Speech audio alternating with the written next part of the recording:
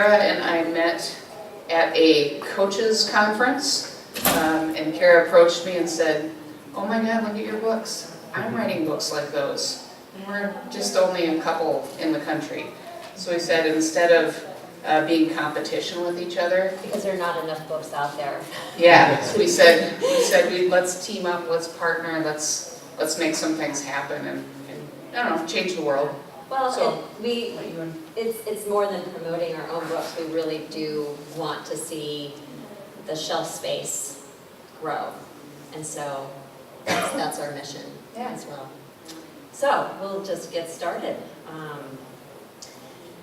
As you all, I'm sure, are aware, the growth in girls participating in sports has grown at incredible rates since the 1970s, when Title IX passed and Billie Jean King had her winning match against Bobby Riggs and put him in his place. So that certainly got the ball rolling, so to speak. But there was another big bump in girls participating in sports in the 90s, in the late 90s. The women won the World Cup Championship, which they did again in 2015 to sell out crowds and to record-breaking television ratings. And then there was the creation of the WNBA in the late 90s, which is now in its 20th year and thriving. And if you're not aware, the Lynx just won their 4th championship title on Wednesday. Woo! Shelley was at, so she can tell us more about that. But you know, this is allowing kids to see what female athletes are now. It allows girls to see what they can be. And I might add, since I was watching the game with my 8-year-old son, it allows boys to see what girls can be too. So some 17 million girls play sport, at least one sport in the U.S. today. That's a mind-blowing number, and I'm sure it's going to get even larger. And they're being influenced by female athletes out there. And what's more is that this movement to showcase girls and strong women is catching on. Not only is it catching on in the media, but big corporations are making it part of their mission too, because this fempowerment resonates with the public. I'm sure you all have seen videos or maybe shared them about, you know, girls breaking stereotypes. It's a big deal. And these marketers, these companies know that girl power will go viral. So while the media is beginning to reflect the girls' interest and involvement in sport, the books that children read are not.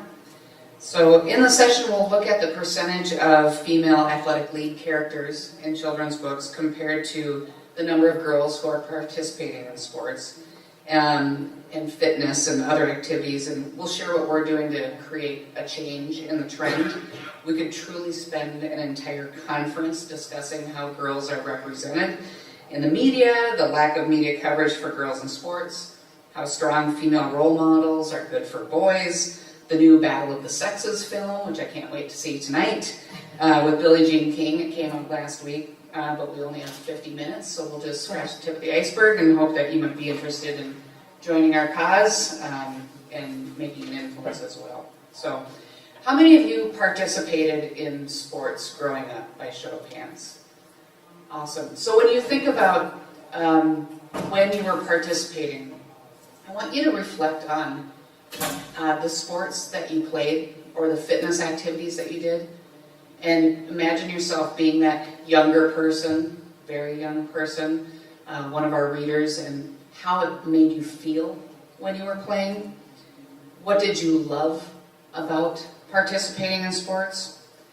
Who were your female athletic role models you had growing up, if any? So I grew up in the early 70s, late 70s, early 80s, and like many of you, I didn't know anything about some of the great female athletes like Nancy Lopez, Billie Jean King, Nancy Lieberman, and so on. I just never heard of them growing up in Brainerd. In fact, speaking of female athletic role models, the first varsity girls basketball game I ever went to, I was playing in. So just give you an idea of what I was exposed to. As for me, my story is a little different. Even though I was 5 years old when Title IX passed, as a girl growing up in West Texas, I did not have any options to play sport. It just wasn't what little girls did. So I grew up dancing, and for that I'm pretty grateful, because it's not that I really, I pursued that on my own. It's because I needed to move. I was a kid who needed to be active. But I don't even remember any of the girls I knew playing sports. There just really wasn't that much going on until later, maybe middle school or high school. But even that was limited.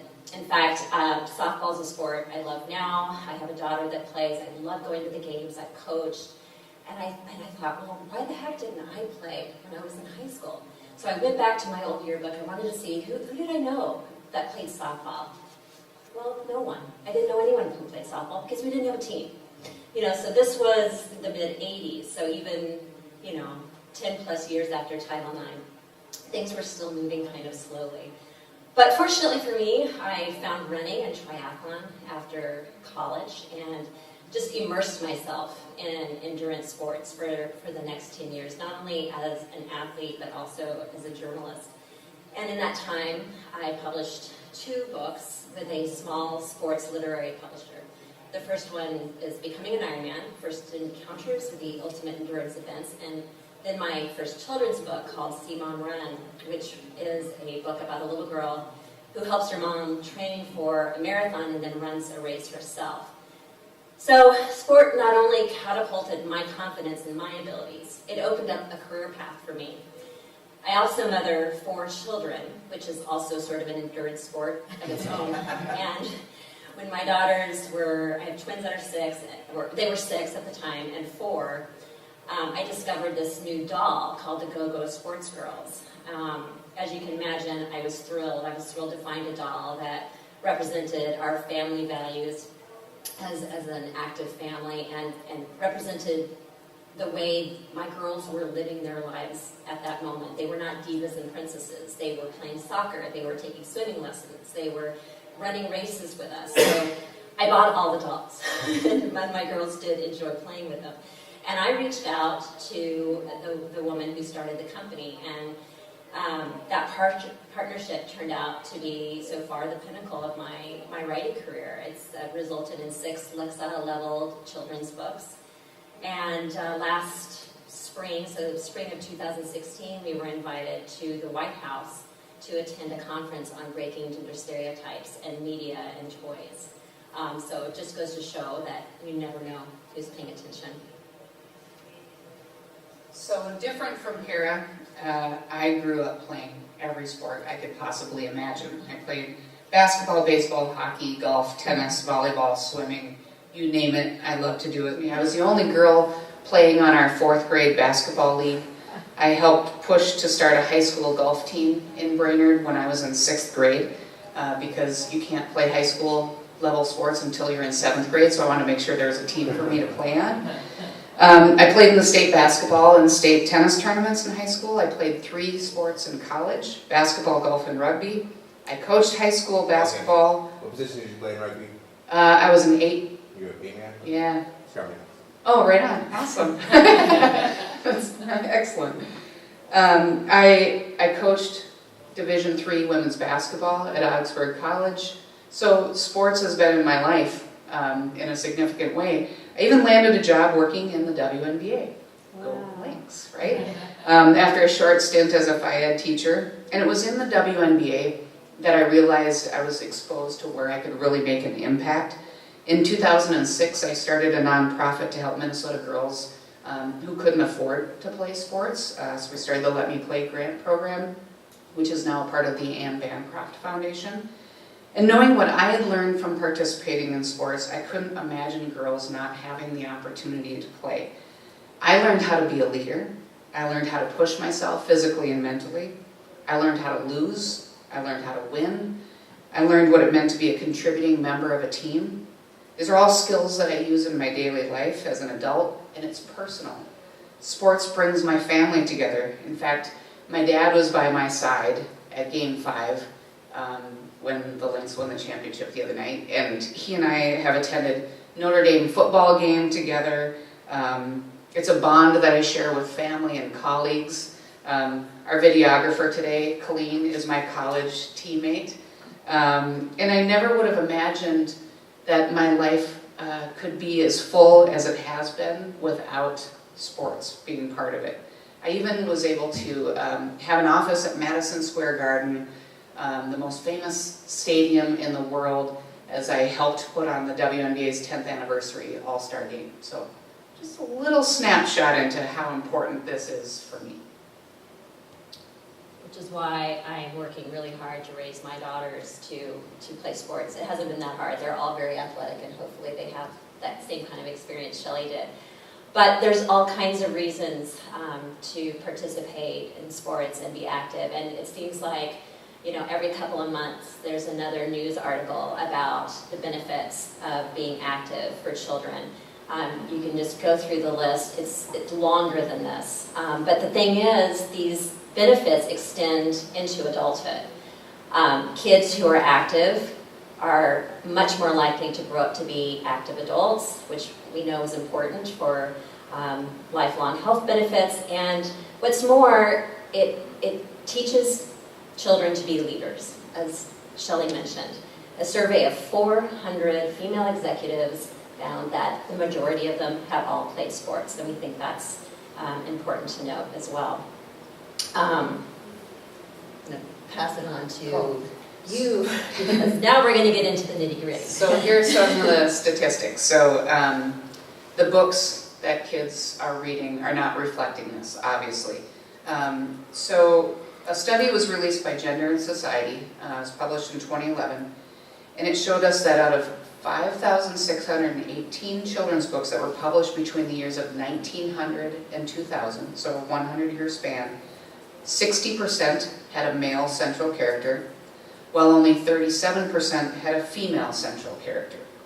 And we can only guess how many of those females were princesses or damsels in distress, or maybe living out typical quote-unquote female roles, such as caring for the home, finding a man. And if you want to think about capturing the attention of a child or even get them to read a book, out of those 5,600 books, only 966 had a female in the title, which is just 17%. So, if you're involved in children's literature, you already know, but to quote McCabe, who evaluated the study, children's books provide messages about right and wrong, the beautiful and the hideous, what's attainable and what's out of bounds. It goes on to say that by preschool, children have learned to categorize themselves. Books are one piece of socialization, gender stereotypes, gender identity categories, and it takes that to help them process their understanding of gender and gender schematics. Actually, go back up here. And this widespread pattern of underrepresentation of females may be contributing to a sense of unimportance among girls and a sense of privilege among boys. So, in the most recent study that we could find, we were really excited because it had been published in 2013, and we were excited about the fact that the research had even been done. It was also 1 year before our books came out. So the problem, unfortunately, remained the same. They couldn't find enough books that met the criteria. So ages 3 to 8, fiction, written in English, female character involved in physical activity or sport. They could only find 10 that met the study criteria. 3 were not in print any longer. And of the 1,579 children's books with physical activity, less than 1.5% had a female as the lead character. 1.5%. The next year, though, we published 10, so we doubled. Double, yeah. Nice work. So then we talk about the gender disparity, but now we talk about the gender action disparity. We already know that males are represented more than females. But they also are represented with predominantly active mastery themes. They're displayed as farmers, athletes, fishermen, police officers, hunters, artisans, and kings. But the females, over half of them, were depicted as homemakers. Half. So, and they were also predominantly passive victim themes. So we know that we've already, again, doubled those numbers for what they would find in the study. So what are we doing about it? I never meant to be a children's book author. Never in my life did I say, I'm going to write books when I grow up. I was simply answering a call. For me, it was very personal. Obviously, you know my history working in the WNBA and helping girls and women participate in sports in Minnesota. I came across a Scholastic book order form, and I instantly recalled the feelings of excitement to open it up. I loved books about the NBA and the NFL and puppy posters, and so that's what I was looking for. But the truth is, I didn't enjoy reading as a kid because I could never see myself in books. All I could ever find were books about cheerleading and horseback riding and sports.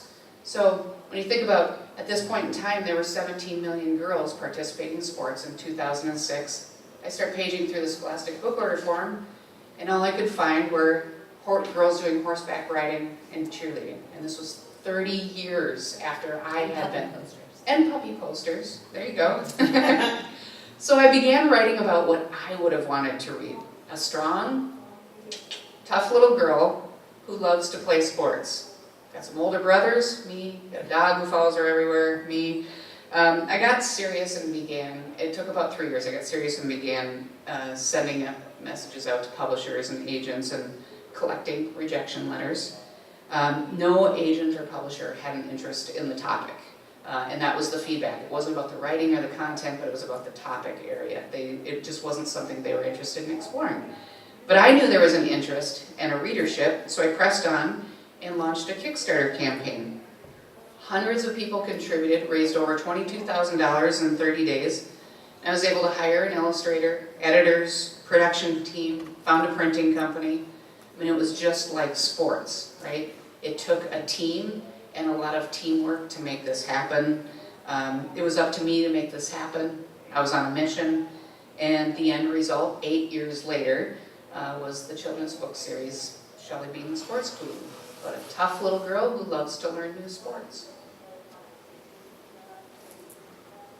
Similar story. I was coming at this from a writing background, and I had been working on another sports title. This one about a little girl who trains for a triathlon, and at the time, this is 2004, 2005, triathlon was hot and growing, and I thought, perfect, this is great timing.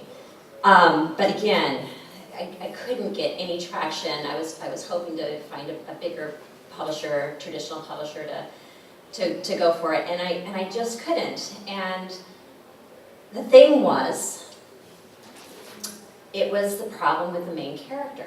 The problem with the main character is that it was a girl. And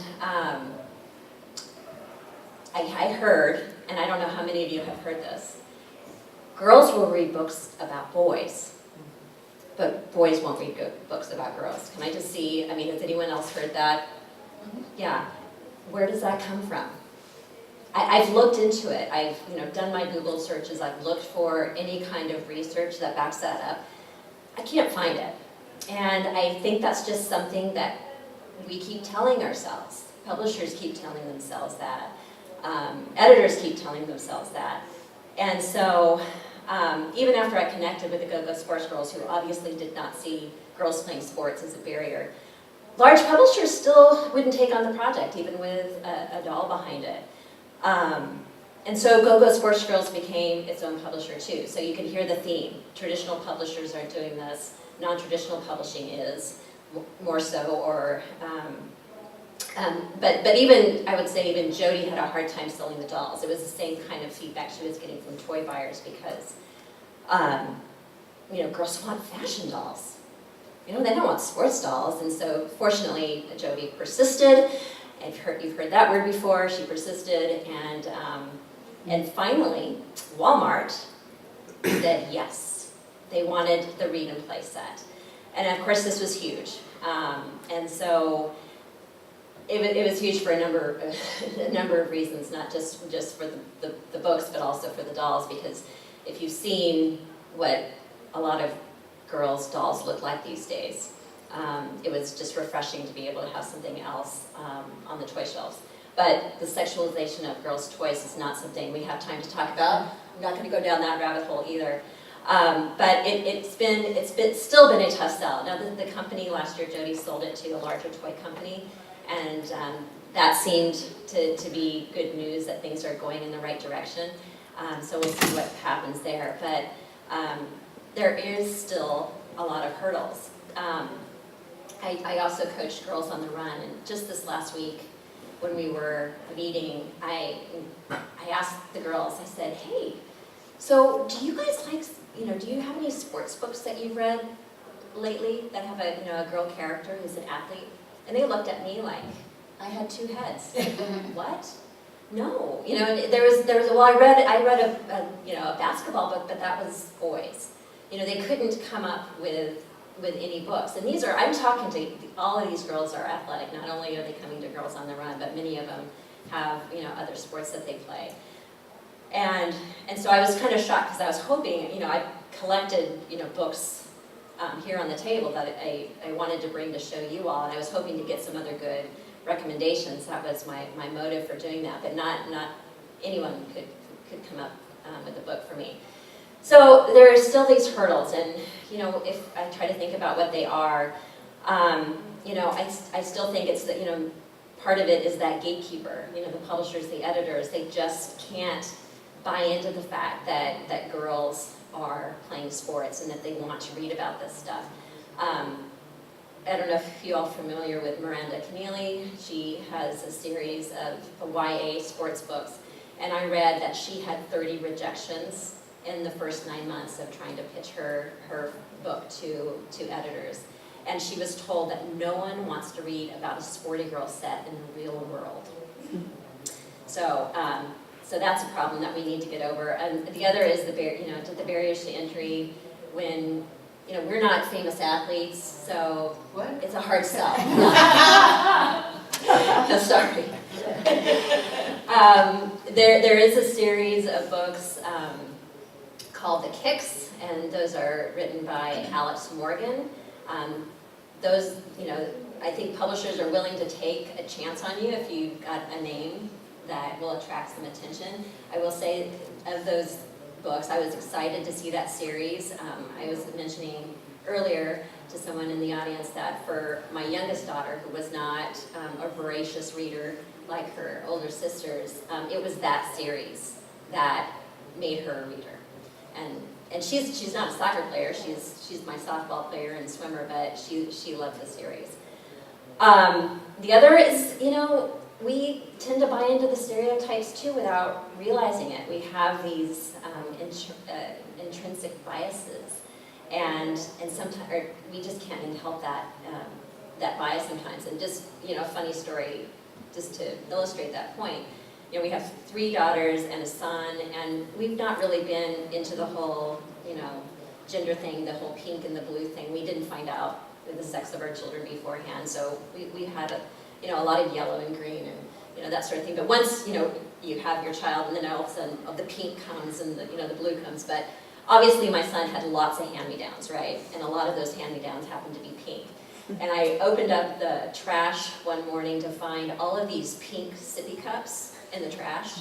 And I asked my husband, I said, why are these in the trash? Are they broken, or is it because they're pink? And he said, it's because they're pink. So sometimes, we're buying these books and we're buying these toys, and we get wrapped up in these princess stories, and we have to catch ourselves. All right, speaking of implicit bias. Hope I didn't just give it away right there. I want everyone to close their eyes and go through this exercise with me. And I want you to think about a farmer in a children's book. Think about what this farmer looks like. All right, you've got your farmer. All right, open your eyes. I'd like to hear some descriptions of that farmer. He's male. Overalls. Overalls, what else? Straw hat. Pitchfork in hand. Pitchfork. Anything else? He's basically an old white guy, right? Yeah, well, you know, where are the black farmers? Where are the Japanese farmers? Where are the female farmers? You know, that's what we're seeing in books, and that's kind of what we see in our heads too. And maybe because we see them in books. And I'm sure you all are aware that there is a real push in publishing for diverse books, and for good reason. We already know there is a big gender disparity in children's books, and we know that gap widens when we focus on the sports genre. What we don't want to see happen, though, is to see more sports book with female characters that fall into some of those traps that some of the sporty books out there have fallen into, especially some of the older ones. So I just wanted to touch on some of those stereotypes because, you know, as I mentioned, our sports shelf isn't that big, and so we need a wide range of books. So one of those stereotypes is the lone girl who plays a boy's sport. A lot of times these will emphasize, you know, the girl's weaknesses, and or it can create this battle of the sexes story. And you know, we tend to love those stories. I mean, Monet Davis, right? I mean, we loved it when she was pitching on that Little League team, and we loved that she got all that attention. But what you may or may not know, I remember reading that she didn't have aspirations to grow up to be a pitcher for a baseball team. She wants to grow up to be on the WNBA. Mm-hmm. So, you know, that story really didn't make its way up to the top, but I think that will be her story later on, because apparently she's a pretty awesome basketball player. Yeah. So we want to just move away from those gender differences, because the fact is, you know, boys have their strengths, girls have their strengths, but they also have a lot of similarities in the way in which they approach sport. And we just really want to understand that individual story. The other thing we find is the female athlete who's the sidekick. She's the little sister, she's the tag along, and maybe she gets to play only if there's an opening, you know. And I'm hoping that this is more of a problem with some of the older books. If it is part of the newer books, and it might be because this may be the way things are, and how do we resolve that at the end of the story. And finally, we have the heterosexy athletes, which you tend to find more in YA books. Just looking at some of the covers of YA books, you cannot really be sure if this is a sports book or not. The look on your face right now is priceless. I'm amazed at that cover on the ABCs of Kissing Boys and it being on a Yelsa list. It's kind of crazy, and I'm not really sure what's going on here, other than because there are more sports books being published in the YA genre, that maybe publishers are relenting, but they're relenting if we can make this look like a romance book. So these might be great sports stories. I actually have not read any of these books. They might be great sports stories, and to give credit, you know, to the writers. Writers are just trying to write their story. But the problem is we have to represent, you know, all types of girls in these books. And I'm not sure that that's happening. And if you look at the covers of some of the most recent YA sports books, it doesn't appear that way. One of the terms that I picked up at that White House conference was the yes and girl. And I think that's important to promote, and I think it's important to girls today. They don't want to be pigeonholed. They don't have to be, you know, if they are an athlete, it doesn't mean that they, you know, are a tomboy necessarily. And it might be that, you know, a very, you know, you have the girl like in this book. You have a lot of those girls that are wearing princess costumes out on their t-ball field. I think there's an entire team in Oklahoma that called the Freeze, and they wear their Frozen costumes. You know, that's fine. We've got to make room for that. But we have all kinds of girls out there. We need to make sure that they're represented. And I easily could have written the lone girl story myself, because that was me. I mean, I was the only girl in the basketball league in 4th grade. So it is a good story, and it can draw people in, and it is relatable. But if we're on a mission, right? So we want to be exposing girls and boys to something different other than just the personal stories. So we did our own online search, and we're actually, I don't know if we mentioned this, but Karen and I are working with the Tucker Center at the University of Minnesota. It's the only institute in the world that does research on girls and women in sports. And we have another gal by the name of Marissa Spears. Pittsburgh? Where is she? She's in Maryland. That's right. So she is working with us, and we're actually doing more research on what is available, so that we can have more updated research other than the most recent 2013 study, and we've connected with some other people. So, and we want to focus on the middle grade. There's been some stuff on picture books, there's been some stuff on YA, and not very much on middle grade, and we want to really make sure we get at those girls who, by the time they're teenagers, girls are dropping out of sports at twice the rate of boys, and we want to help do something about that. So in our search, very similar search criteria. Here are some examples of very well-intentioned books that miss the mark. This is The Mermaid Queen, the focus of swimming great Annette Kellerman, which is actually a true story. She was a swimming great back in the 1940s, I believe. It does touch on her swimming success, but as you read the introduction, it discusses her looks more than her performance, and I quote. Annette Kellerman was a frail, ugly duckling who had dreams of becoming a graceful ballerina. I don't know what that has to do with swimming. So here are some examples of searching for athletic female characters. Again, we entered the search criteria similar to the one of the previous study. So children's book, girls, sports, fiction. And this is 6 years later. This is because the original search was 2011. right. And now Right. we're hoping for good things, right? This is a month ago, so our fingers are crossed. So in Goodreads, what comes up, the #1 book is Gigi Rock Climbs. So it's the story of a little girl who learns to rock climb at a climbing gym during a birthday party. And you can't really tell from the cover that it's a girl in the book. I'll actually show that here. Which can be good, right? But also you can't really tell by her name that it's a girl either. So well-intentioned. And I'll also point out that this is a small independent publisher as well. This wasn't done by a major publisher. So number 9 in the list is about a girl who does horseback. Thank you. So we got a second kind of sport-ish book, but again, it's horseback. At number 23, Gordon Corman's Zucchini Warriors is about a boys' football team facing the, and I quote from the review, many wacky problems and difficulties, such as a girl joining their football team. So at 27, Eric Walters writes about Nick and Kia playing basketball in their gym class 3-on-3 tournament.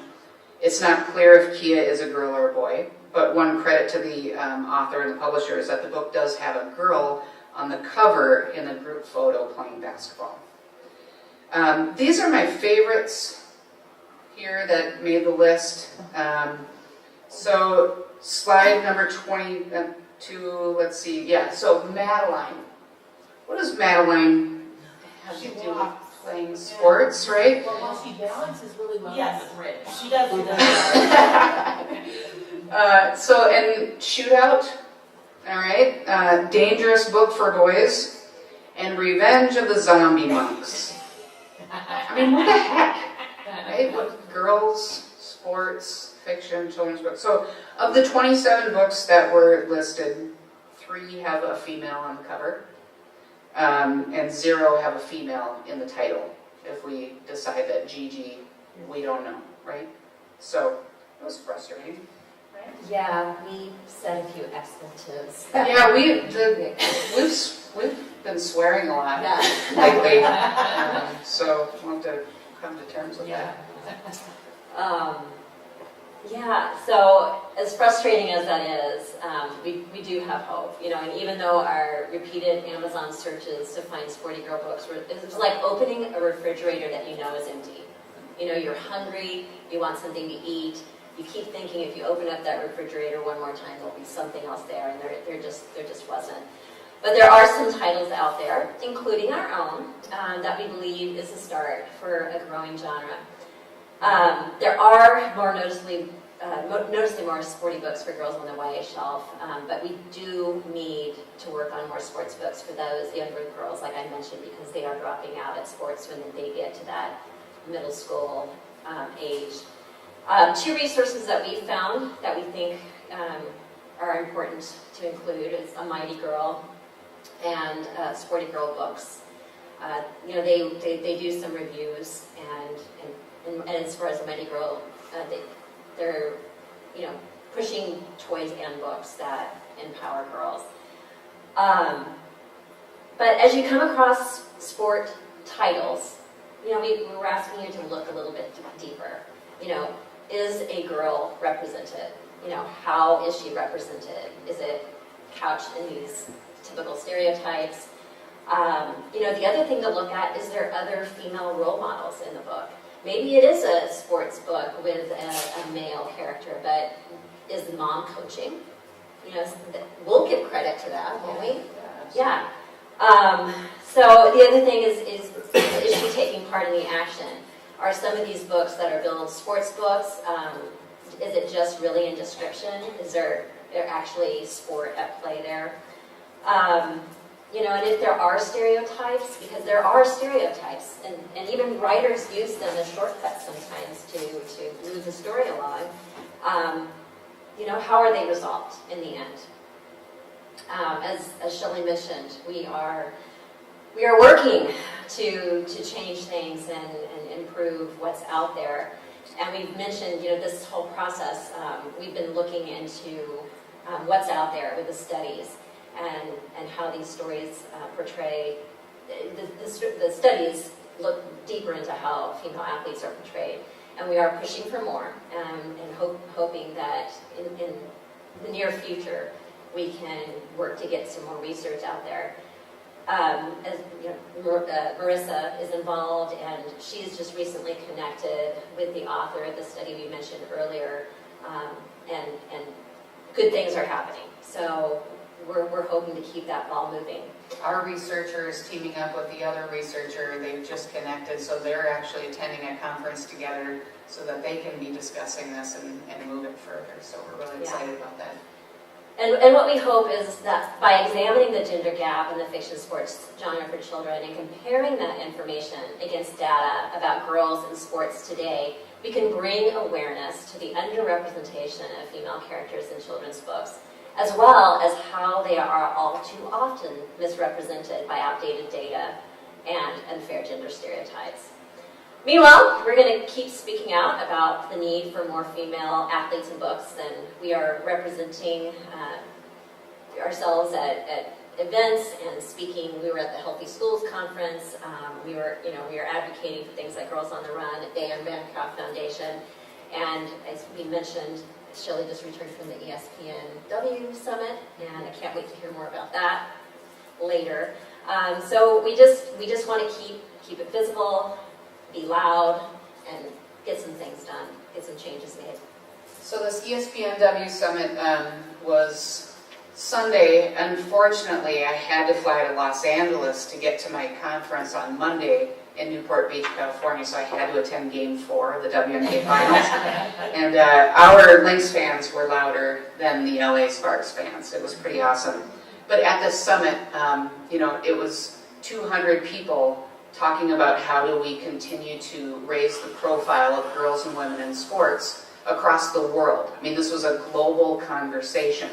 And I was really excited to be sitting at the table with Procter & Gamble and with Gatorade and with the PGA representatives and ESPN and talking about what we're doing, and hope to give it more voice later on with people who are decision makers and influencers. So the summit was absolutely amazing.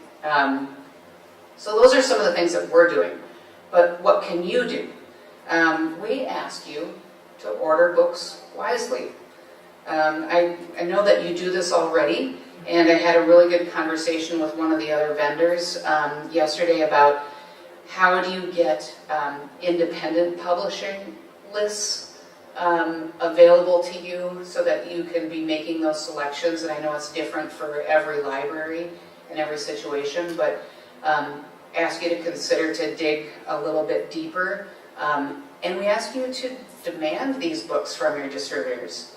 You know, as an independent publisher, I couldn't sign on with any distributors until I had proven sales. And this summer, after 3 years, I was proud to be able to say, hey, I've sold over 7,000 copies and I've made this much money. Now will you take a look at me? And so now I am on with 4 distributors, but still having to pound the pavement. And you know, you've heard our story on that. So we ask you to ask your distributors for titles like these. Promote books with female athletic characters to all genders. So often I hear from people, they see the books and they say, oh, what girls do I have in my life that I could expose to? That's what I said to you. Right, yeah, we had this conversation yesterday, right? I said, Yes.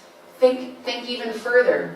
Boys will read these books. And as a matter of fact, 50% of the kids that are buying my books when I do school visits are boys coming up to the table afterwards. They're connected to sports. They're connected to a strong female. As adults, we've been trained differently for a longer period of time, so we have an opportunity to influence them sooner. And then we ask you to share good books that you discover. So the hashtag, the best we could come up with, was Girls in Sports Books.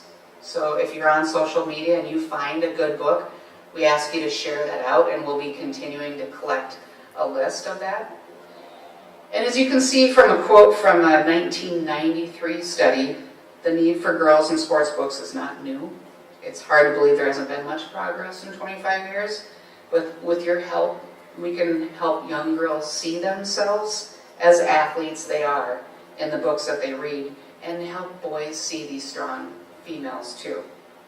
So at this point in time, I want to thank you for being receptive. We're really excited at an 8 a.m. session that we have people here and engaged people. Otherwise, we'd be talking to the camera the whole time and practicing. But at this point in time, we really want to open up the floor. We've got about 5 minutes. If you have questions for us about the process or any of the information that we've covered. Yeah. I'm trying to think of what I have on my shelves in the library, and I know that there are a few girl athlete books in the Jake Maddox series, but I haven't read any of them. Do you know anything about them, and should I leave them on my shelf? Yes, Okay. you should. Okay. I mean, We don't have enough.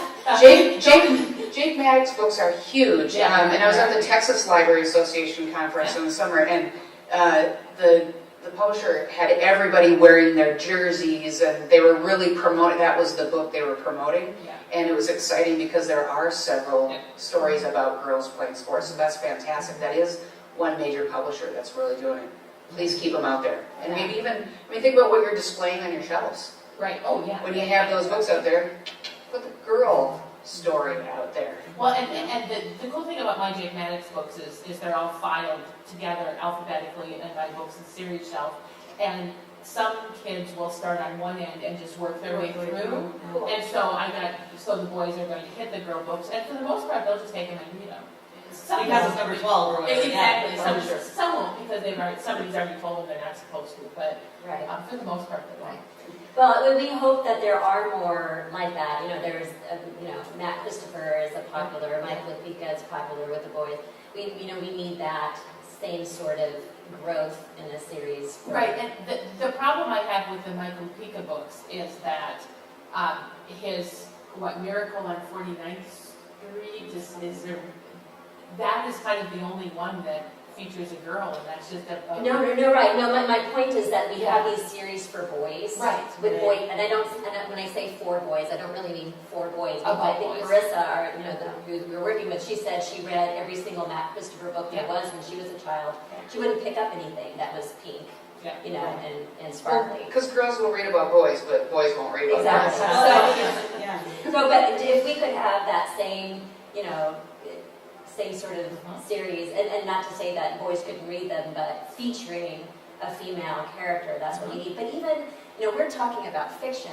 Even in nonfiction, there's still it's the Who Is Yeah, series. yeah. Are y'all familiar with that? I did just my own little surveying of what's available, and there's the gender disparity because there's a lot more men than there are women, but then if you just break it down into sports, at the time I did this, there was one sports book, and it was Venus and Serena Williams. And that just came out, actually. But don't you think they each deserve their own book? I mean, Oh, yeah. I was like, okay, so they're lumped together, and that's it. That's it. So, I just Yeah, get mad. understand time when we swear. Mhm. Any other questions? Is this going to be available on the Minnesota Library Association? Can you Did you give give your your PowerPoint to the? We didn't, but we can make it available. Then we could have all of that information. Absolutely. Please. Good. Yeah, I'd like to see not just Matt, Matt Christopher type series, but also Kwame Alexander. I Yeah. love his books, and we need the same thing. Well, and hopefully Jason Reynolds will continue with his track series. The first one, Ghost was a boy, Patina's a girl. Hopefully, maybe have some more. Yeah, any other, I have a selection of books here that feature female athletes. If you all have any that you want to recommend to us to look into, I would love, we'd love to hear about them. And we will be, so I've got a booth in the exhibit area, and then Carol will be joining me for a little bit this morning. So if you want to have further conversation, our contact info is up there. And we're Women on a Mission, and we want to partner with more men and women to bring this topic to light. And hopefully the research will prove out later on that this won't be an issue soon. And speaking of research, Marissa gave us, a list of questions she would love to, ask you all. And so I printed out a few sheets with all of the information she's wanting. And so if you want to be, part of the solution, Yeah, help us. out to take one of those. Her contact information is on there. I also have copies of some of the research papers we've been looking at the last couple months, which influenced this presentation. So if you wanted to flip through that too, that's here. And we can always provide any of that if you reach out to us as well. So thanks for coming this morning. Appreciate it. Thank you so much.